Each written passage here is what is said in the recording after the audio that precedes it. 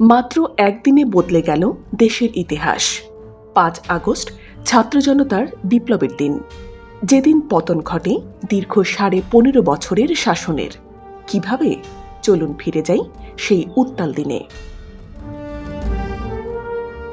আজ ৫ আগস্ট।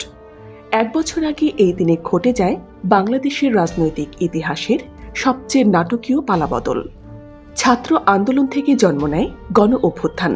পতন ঘটে শেখ হাসিনার নেতৃত্বাধীন দীর্ঘ ১৫ বছরের শাসনের। এই দিনকে স্মরণ করে নতুন সরকার দিনটিকে ঘোষণা করেছে জুলাই গণ অভ্যুত্থান দিবস হিসেবে। কিন্তু এই শুরুটা হয়েছিল আরও আগে। গত বছরের জুলাই মাসে ঢাকা বিশ্ববিদ্যালয়ের শিক্ষার্থীরা শান্তিপূর্ণভাবে শুরু করেছিল কোটা না মেধা চাই আন্দোলন। কিন্তু সেই আন্দোলনে পুলিশের দমন নিপীড়নের মাধ্যমে ছড়িয়ে পড়ে আগুন। রংপুরে পুলিশের গুলিতে নিহত হন বেগম রোকেয়া বিশ্ববিদ্যালয়ের শিক্ষার্থী আবু সাঈদ। এই একটি ঘটনায় বদলে দেয় দেশের মোড়। সামাজিক যোগাযোগ মাধ্যমে ভিডিও ছড়িয়ে পড়ে। বিশ্ববিদ্যালয় থেকে কলেজ, শহর থেকে গ্রামে ছড়িয়ে পড়ে একটাই দাবি, সরকারের পদত্যাগ।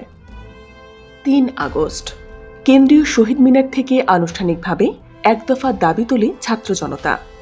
সেনাবাহিনী জানিয়ে দেয় তারা অস্ত্র তুলবে না সাধারণ মানুষের দিকে। ৪ আগস্টে দেশজুড়ে অসহযোগ আন্দোলন চূড়ায় ওঠে। মার্চ টু ঢাকা কর্মসূচি এগিয়ে এনে নির্ধারণ করা হয় ৫ আগস্ট। কারফিউ, গণপরিবহন বন্ধ, রাস্তায় ট্যাঙ্ক সব উপেক্ষা করে লাখো মানুষ ঢাকামুখী পদযাত্রায় সামিল হন।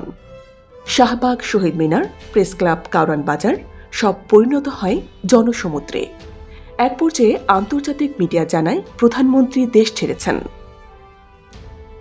জনতার বিজয় নিশ্চিত হয়ে যায় সেনা প্রধানের ভাষণের আগেই। লোকজন আনন্দে মেতে ওঠে ঢাকার রাজপথে। এই দিনটি তাই শুধু এক রাজনৈতিক পরিবর্তনের দিন নয়, এটি হয়ে গেছে দৃঢ়তা, সাহস আর ঐক্যের প্রতীক। বাংলাদেশের গণতন্ত্রের নতুন সূর্যোদয়ের দিন ৫ আগস্ট। ভিডিওটি যদি ভালো লেগে থাকে একটা লাইক দিন, আর এমন কন্টেন্ট পেতে আমাদের চ্যানেলে সাবস্ক্রাইব করুন। এই ছিল ৫ আগস্টের গণবিপ্লব, এক নতুন ভোরের সূচনা। সংবাদ যেখানে, বিশ্বস্ততা সেখানে।